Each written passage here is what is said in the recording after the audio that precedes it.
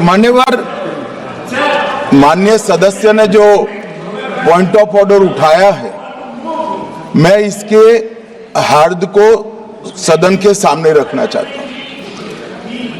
भारत सरकार की कैबिनेट ने इस बारे में एक बिल अप्रूव कर सदन के सामने रखा। आपके द्वारा ये बिल जॉइंट पार्लियामेंट्री कमेटी को दिया गया, जिसका विपक्ष का भी बड़ा आग्रह था। कमेटी ने इस पर सुविचारित रूप से अपना मत प्रकट किया। वो जो मत प्रकट हुआ, वो मत फिर से कैबिनेट के सामने गया। कमेटी के जो सुझाव थे, ये भारत सरकार की कैबिनेट ने स्वीकार किए और अमेंडमेंट के रूप में किरण रिजिजू जी लेकर आए। ये तभी होता है जब ये ऑफिशियल अमेंडमेंट कैबिनेट की अनुमोदन के बगैर आता है। मान्यवर, मैं नहीं मानता इसमें कोई पॉइंट ऑफ ऑर्डर है, और आपका ही आग्रह था कि कमेटी जॉइंट पार्लियामेंट्री कमेटी बने। अगर कमेटी ने कोई बदलाव ही नहीं करने हैं तो ये कांग्रेस जैसी कमेटियां नहीं, हमारी लोकतांत्रिक कमेटी है मान्यवर, जो दिमाग चलाती है। कांग्रेस के जमाने में कमेटियां होती थी जो थप्पा लगाती थी। हमारी कमेटी चर्चा करती है, चर्चा के आधार पर विचार करती है और परिवर्तन करती है। अगर परिवर्तन को स्वीकार ही नहीं करना है तो कमेटी काहे को लिए है भाई?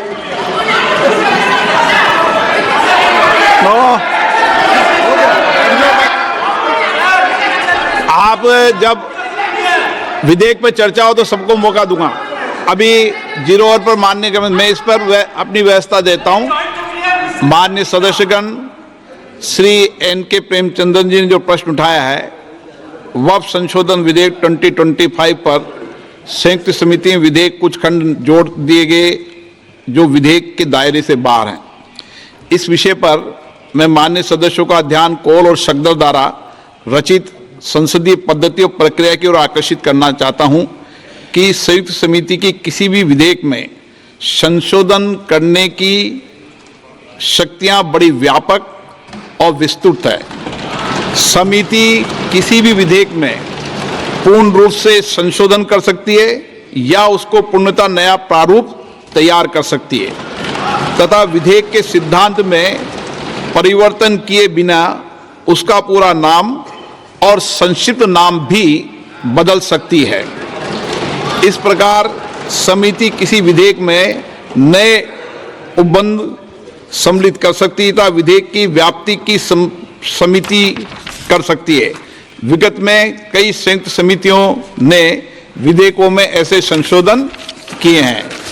श्री किरण रिजिजू जी।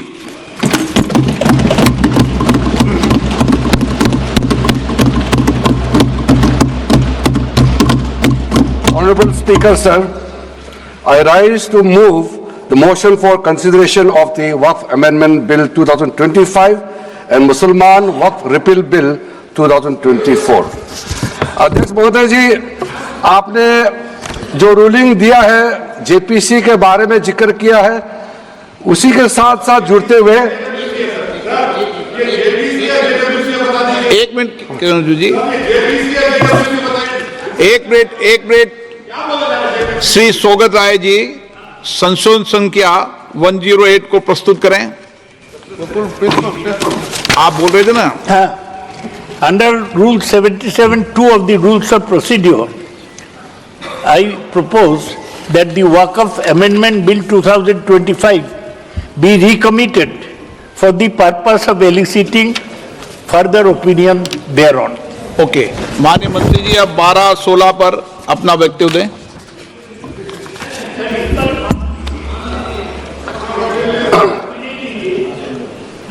आपका जो जब मैं ओपनिंग करूंगा उसका भी जवाब आएगा और बाकी अमेंडमेंट तो आखिरी में आता ही है।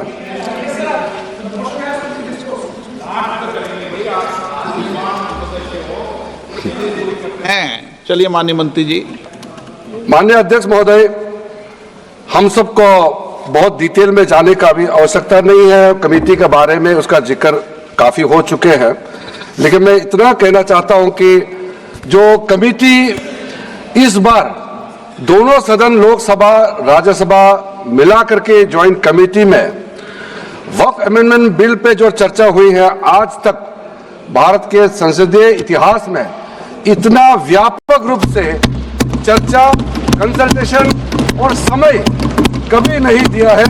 इसलिए मैं जो ज्वाइंट कमेटी में जितने मेंबर्स दोनों सदनों के लोकसभा और राज्यसभा में जो सदस्य उस कमेटी में थे, मेरे तरफ से सरकार की ओर से मैं धन्यवाद देता हूं, अभिनंदन करना चाहता हूं। अध्यक्ष महोदय जी, कुल मिलाकर के 97,27,772 याचिकाएं ऑनलाइन, फिजिकल, मेमोरेंडम के रूप में, रिक्वेस्ट के रूप में और सुझाव के रूप में पूरे तरह से सरकार ने देखा है, वो जेपीसी के माध्यम से हो या डायरेक्ट दिया हो, हमने सब उसको देखा है। इससे बड़ा कभी भी, इससे ज्यादा संख्या में किसी भी बिल के ऊपर में लोगों का याचिकाएं नहीं आया आज तक।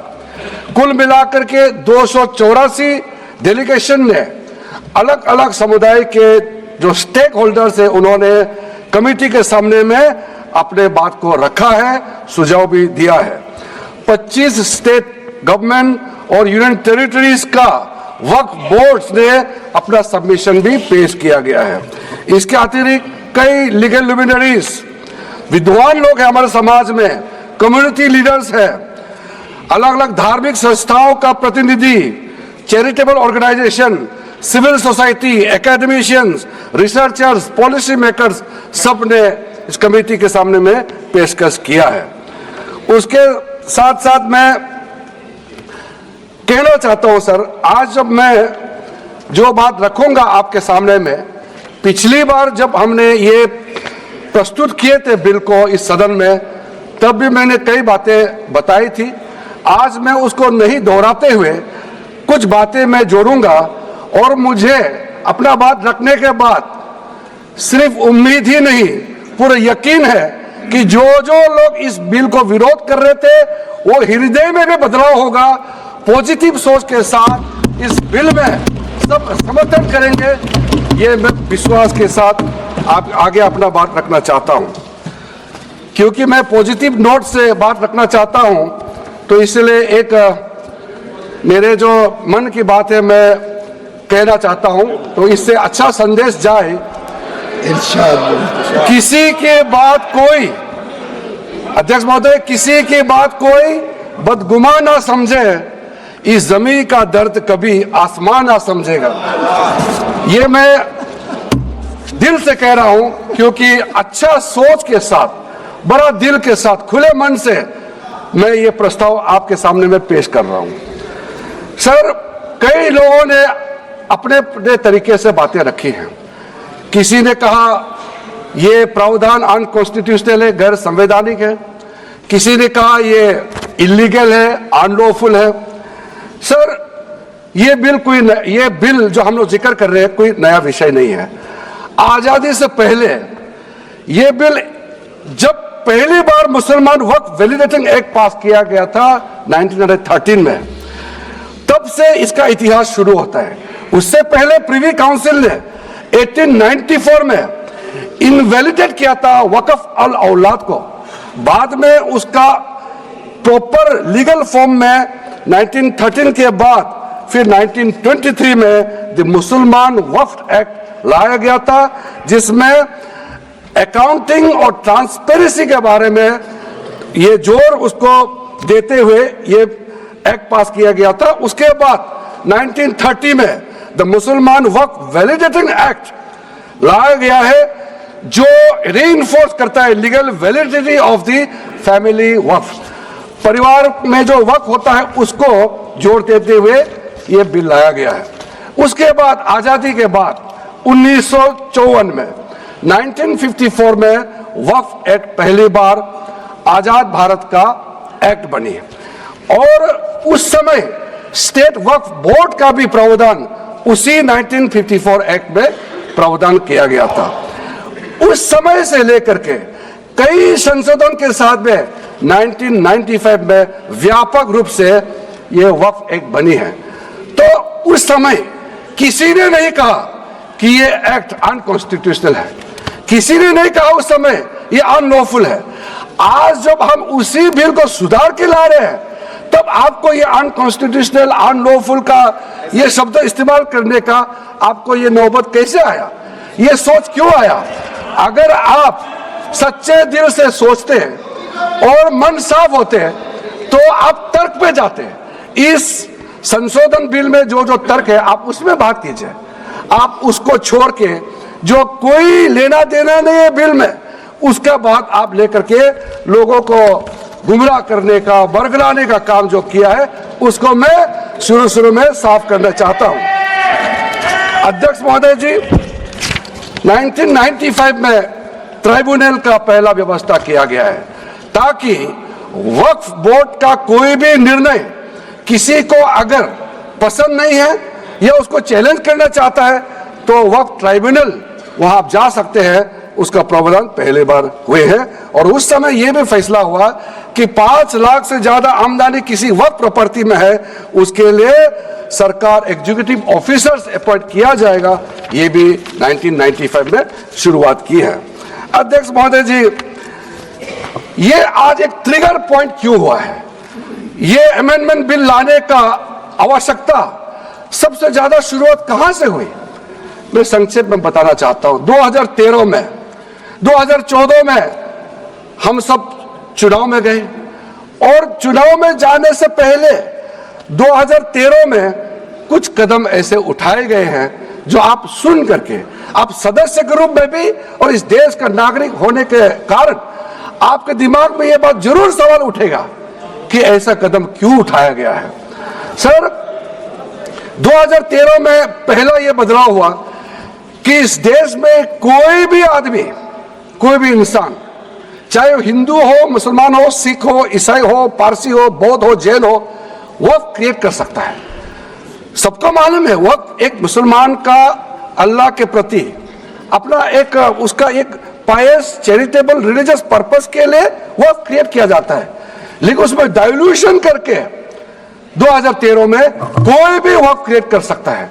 यह प्रावधान सबसे पहले उस समय की यूपीए सरकार ने किया है। दूसरा, आपने सारा वक्फ को स्पेसिफिक कर दिया कि शिया बोर्ड में शिया ही रहेंगे, सुन्नी बोर्ड में सिर्फ सुन्नी ही रहेंगे और कोई भी बोर्ड हो सिर्फ उनके लोग ही रहेंगे, बाकी कोई उसमें आ नहीं सकता है। ऐसा आपने प्रावधान किया।